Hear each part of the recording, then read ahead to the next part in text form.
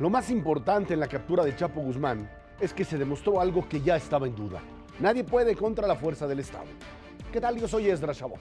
Por más poderoso que sea, un enemigo de la sociedad no tiene la capacidad para burlar eternamente a la justicia ni desafiar tampoco a las instituciones.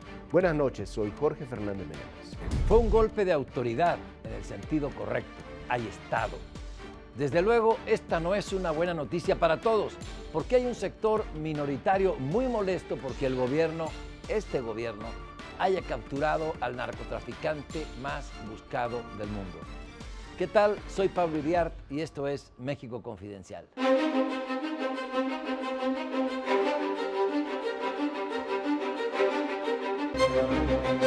Pero independientemente de esos grupos muy localizados en la radio, en redes sociales, que no admiten un éxito del Estado mexicano, creo que este ha sido un gran triunfo para todos. Hay Estado, me parece que no es poca cosa, Esra, Jorge.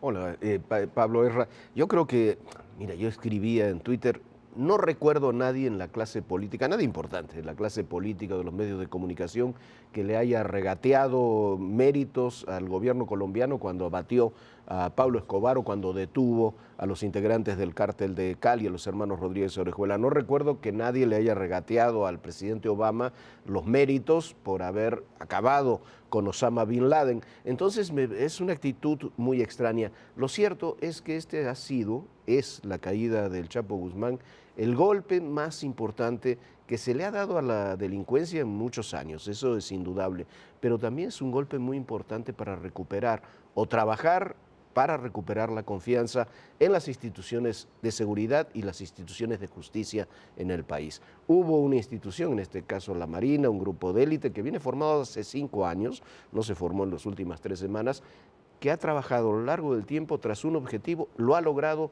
sin filtraciones, sin corrupción, sin que sea permeado por el narcotráfico, y eso se debe destacar. Hay que recordar también que en el 2001, cuando escapa finalmente el Chapo Guzmán de Puente Grande, allá en Jalisco, comienza a generarse esta percepción de que no se puede controlar, que es incontrolable el crimen organizado. Cuando Felipe Calderón toma posesión en diciembre de 2006, la bandera es lucha contra el narcotráfico y caen una serie de liderazgos locales pero del narcotráfico. Sin embargo, el tema Chapo Guzmán representaba fundamentalmente este desafío del hombre, uno de los más ricos del mundo según Forbes, en contra del Estado mexicano. Yo creo que hay que ponerlo en una justa dimensión. Representa para el Estado mexicano un triunfo, representa, por supuesto, un enorme desafío, el desafío que siempre hay cuando golpeas a una de las cabezas del narcotráfico, que es quién lo sustituye, sirve de algo que detengan a un personaje de estos, reduce la capacidad de acción del propio crimen organizado. Ese sería el debate. El que la hace la paga. El Chapo se fugó de un penal de alta seguridad y era líder de una organización criminal, bueno, que tenía utilidades, según Forbes, a la misma altura que Facebook y que Amazon. Es decir, además de estar perseguido, el tipo lideraba una red criminal, pero altamente lucrativa. Y a mí lo que me parece, en consonancia con lo que tú dices, Esra, que falta mucho por hacer, obviamente. Falta dar seguridad personal y patrimonial a los mexicanos. Pero para eso creo que hemos recobrado el aliento. Hay con qué hacerlo. Sí hay Estado y sí hay grupos especializados del Estado mexicano que pueden hacerlo. Sí, y el Chapo Guzmán, mira, hay muchos mitos en torno al Chapo Guzmán. El mito de los 1.000 millones de utilidades que le da a Forbes, pues quién sabe, así lo puso Forbes en la lista, lo sacó un tiempo después, pero decidió ponerlo entre los hombres más poderosos del mundo, sin dar explicación ni de la fortuna, ni de por qué lo consideraba pero Jorge, los más finalmente poderosos. el gobierno norteamericano lo ponía abajo de Bin Laden, tan sencillo como eso, ¿no? El enemigo público número uno en Chicago, después de Al Capone en 1930. Sí, está bien, pero esas son, está me muy parece, bien. sí, está bien, claro, son fórmulas.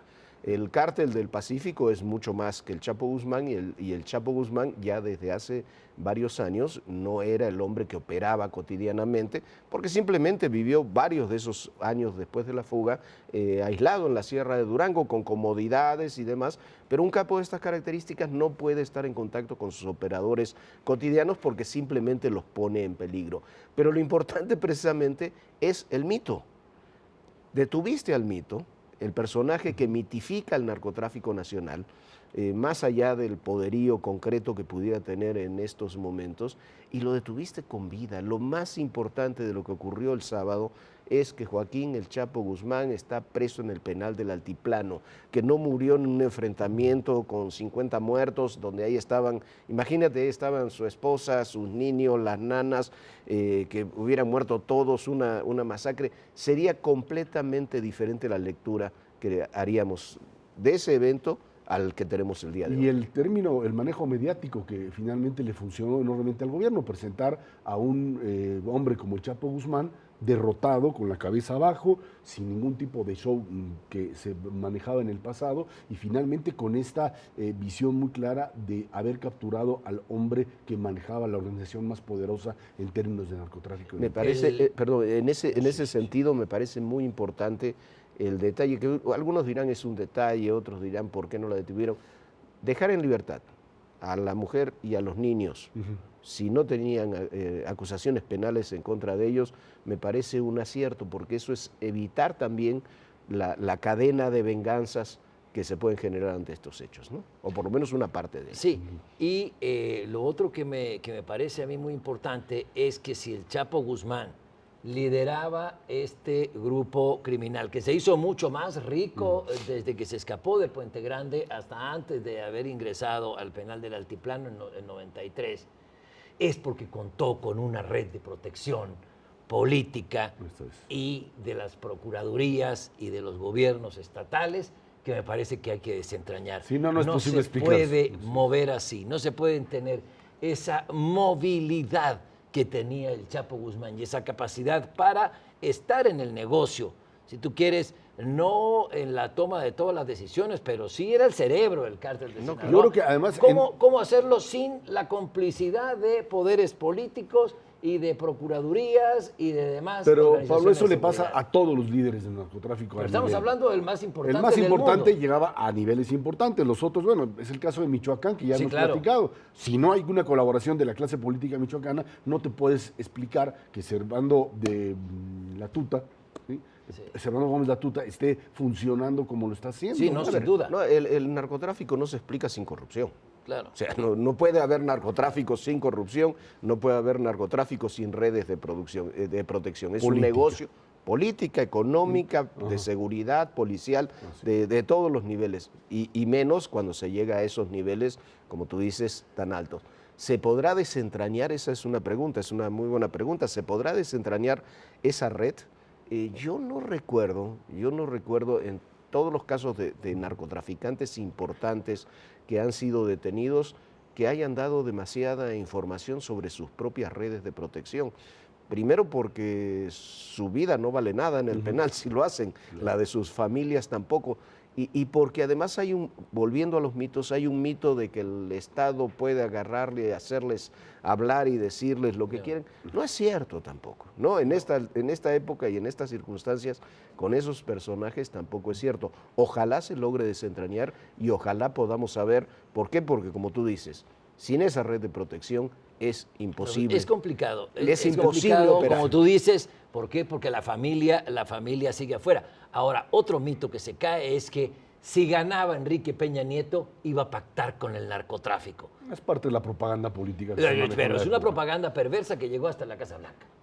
Entonces, el tema era una mentira de que el triunfo del PRI o el triunfo de Peña Nieto en concreto iba a ser una carta blanca para el narcotráfico, volver a ser de las suyas. Fue al contrario, se detuvo este capo que anduvo 12, 13 años a salto de mata y se han detenido a dirigentes de cárteles de diferentes organizaciones. Ahora, yo creo que hay otros dos temas que están ahí dando la vuelta. Uno es la posibilidad de la extradición del Chapo Guzmán a los Estados Unidos como una posibilidad todavía muy presente, Ojalá bajo que no. el principio de la fuerza que él todavía puede llegar a moverse, incluso desde Almoloya. Hay que recordar que consiguió el traslado de Almoloya a Puente Grande, y eso habría que explicarlo por qué lo llevan, que cuestiones de seguridad, y finalmente controla Puente Grande y se sale. Ese es un punto. Y segundo es, ¿qué va a pasar con el cártel de Sinaloa? Hay mayor actividad, reducirá el Mayo Zambada como heredero, son elementos que están ahí presentes para ver cómo funciona. A ver, primero, lo de la fuga del 2001, hay que ponerlo en antecedente. Primero, el Chapo Guzmán en 93 y en 2001 no era ni remotamente el personaje que es ahora. Era un narcotraficante, creo que tú lo decías, importante, en guerra ahí con los Arellano Félix, pero que estaba bajo la protección de otros narcotraficantes más importantes como Amado Carrillo. Lo mueven del Altiplano a Puente Grande precisamente porque está a punto de fugarse del penal del Altiplano, iban a bajar con un helicóptero la fuerza que a tenía llevárselo. allá. Sí, bueno, pero porque la corrupción en los penales de alta seguridad no era los penales de alta seguridad que tenemos ahora no son los que teníamos, la forma de operación que teníamos precisamente a partir de la fuga del Chapo Guzmán. Entonces, yo creo que esa posibilidad yo la desecho completamente, que las autoridades se les vaya ahora, el Chapo está desechado. ¿Tú estás por la extradición? Yo estoy en contra de la extradición. Yo también estoy en contra de la extradición. Yo escuchaba hace unas horas a Miguel Osorio Chong hablar del tema y decía lo que me parece lo lógico, este señor tiene que cumplir lo que le resta de su condena en México, tiene que ser procesado por los distintos temas y si el día de mañana hay un pedido de extradición, se lo extraditará, pero no hemos ganado nada con la extradición de algunos capos así en forma Osiel inmediata. Cárdenas le rebajaron la condena, está en una cárcel de mediana seguridad y va a salir libre dentro de un par de años. El problema es si desde adentro de las cárceles de alta seguridad pueden seguir operando o no. En Eso las yo creo que es cárceles parte de- actuales de alta seguridad, los capos no pueden seguir operando, no están en condiciones. Si son movidos a otro tipo de reclusorios, están en otra. Pero las 10 cárceles dentro de esas hay 3 o 4 particularmente duras de alta seguridad, no pueden, es imposible que puedan seguir operando. Ese es un punto. El otro que tú decías del cártel de Sinaloa. ¿Qué va a pasar con el cártel de Sinaloa? No es un cártel, no es un cártel vertical, no son los Zetas donde hay un señor que ordena y manda. Yo siempre digo, el cártel de Sinaloa es un holding, es un cártel horizontal con varias empresas locales, con un consejo de administración que encabezaba el Chapo Guzmán, pero un consejo de administración da líneas generales, orientaciones, estrategias, y cada uno de los demás lo implementan con sus características. Un cártel tan extendido como este que tiene filiales, vamos a llamar así, en Colombia, en Perú, en Ecuador, en Asia, en Estados Unidos, en varios lugares de México, yo creo que tendrá que seguir operando, pero que caiga la cabeza, yo creo que lo transforma en una serie de cárteles regionales que pueden incluso comenzar a enfrentarse entre ellos. ¿Quién es el sucesor? Yo tengo mis serias dudas de que sea el Mayo Zambada. Y hay un hombre, un personaje que no se nombra nunca en México, pero que es fundamental. Juan José El Azul Esparragosa. Esparragosa. Bueno, se nos ha ido el tiempo. Ezra, Jorge, a todos Gracias. ustedes, muchas gracias. Buenas noches. Esto fue México Confidencial.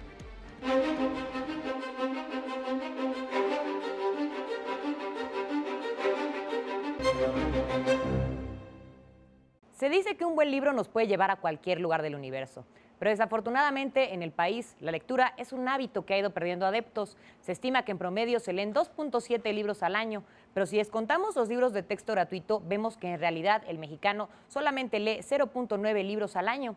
Malas noticias para las librerías, negocio que pareciera estar en peligro de extinción. De acuerdo con la Cámara Nacional de la Industria Editorial Mexicana que preside José Ignacio Echeverría, en el país hay apenas 1,198 librerías. Patético para un país de más de 105 millones de habitantes. En España hay más de 5.556 librerías y en Alemania se llega a las 6.313. Por si fuera poco, del 2010 a la fecha se observa una reducción en el número de establecimientos. Entonces había 1.441, o sea, 17% más de los que hay hoy en día.